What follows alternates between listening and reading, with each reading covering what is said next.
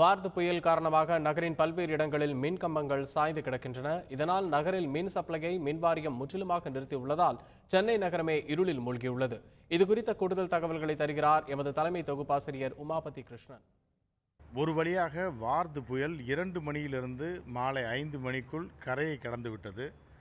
அதன் பின்னர் ஒரு அமைதி. கிட்டத்தட்ட 2 மணி நேரம் எந்த மழையும் இல்லை, காற்றும் இல்லாத ஒரு சூழல் இருந்தது. ஆனால் மீண்டும் 8 மணி வாக்கில் மழை பெய்ய துவங்கி இருக்கிறது. அதன் பின்னர் காற்றும் ஒரு பலத்த காற்று வீசி வருகிறது. கிட்டத்தட்ட 40லிருந்து 50 கிலோமீட்டர் வேகத்தில் காற்று வீசி வருகிறது. இது விட்டு விட்டு நடக்கும் ஒரு நிகழ்வாக இருக்கிறது. மீண்டும் 9 மணி வரை ஒரு அமைதி நிலவியது. மீண்டும் தற்போது காற்று வீசி வருகிறது, மழையும் பெய்து வருகிறது.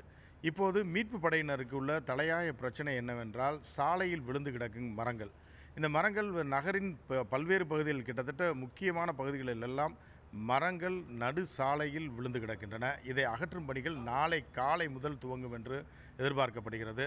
இந்த பணிகளுக்காக தமிழகத்தில் உள்ள பல்வேறு மாவட்டங்களைச் சேர்ந்த மீட்பு படையினர் வந்திருக்கிறார்கள். இதேபோல் ஃபயர் சர்வீஸ் ரெஸ்கியூ டீம் இங்கே வந்திருக்கிறது. அதேபோல் மத்திய பேரிடர் மீட்பு குழுவினர் இங்கே இருக்கிறார்கள். இவர்களெல்லாம் தங்கள் பணிகளை நாளை அதிகாலை முதல் துவங்குவார்கள் என தெரிகிறது. அந்த மரங்களை அகற்றினால் மட்டுமே சாலை போக்குவரத்து சீராகும். எனவே அந்த பணிகள் அதிகாலை முதல் துவங்கும். அதன் பின்னர் மிக முக்கியமான பணி ஒன்று இருக்கிறது. தற்போது சென்னை நகரே இருளில் மூழ்கி இருக்கிறது என்றே சொல்ல முடியும். இது கிட்டத்தட்ட ஒரு 22 வருடங்கள் கடந்த 1994 ஏற்பட்ட புயலுக்கு பின்னர் தற்போதுதான் சென்னை நகர் முற்றிலுமாக இருளில் மூழ்கி இருக்கிறது என்றே சொல்லலாம். பல இடங்களில் மின் வயர்கள் நடு சாலையில் விழுந்து கிடக்கின்றன. சில இடங்களில் அந்த மின் கம்பங்களோடு அவை இந்த காற்று தாழ முடியாமல் கீழே விழுந்து கிடக்கிறது. எனவே இன்று புயலுக்கு முன்னரே முன்னெச்சரிக்கை நடவடிக்கையாக மின்சாரம் நிறுத்தப்பட்டிருக்கிறது. அதன் பின்னர் தற்போது இந்த புயல் காரணமாக கிட்டத்தட்ட 190 கிலோமீட்டர் வரை வீசிய இந்த காற்று காரணமாக மின் கம்பங்கள் அடியோடு சாய்ந்திருக்கின்றன.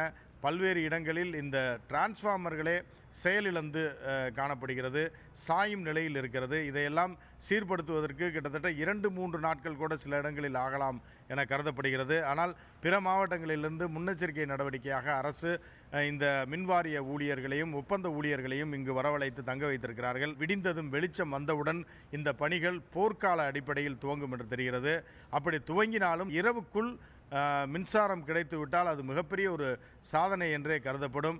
எனவே அந்த அடிப்படையில் தான் அரசும் தன்னுடைய பணிகளை முடுக்கிவிட தயாராக இருக்கிறது. அதற்கான வாகனங்கள், அதற்கான இணைப்புகள், வயர்கள் போன்றவற்றை எல்லாம் கொண்டு அந்தந்த தலைமையகத்தில் அந்தந்த பகுதியில் உள்ள மின்சார அலுவலகத்தில் வைக்கும் பணிகள் மாலையிலிருந்தே துவங்கிவிட்டன. நிச்சயமாக 90% மேற்பட்ட இடங்களில் மின்சாரம் இல்லாததால் சென்னை நகர் இருளில் மூழ்கி இருக்கிறது என்றே சொல்ல முடியும்.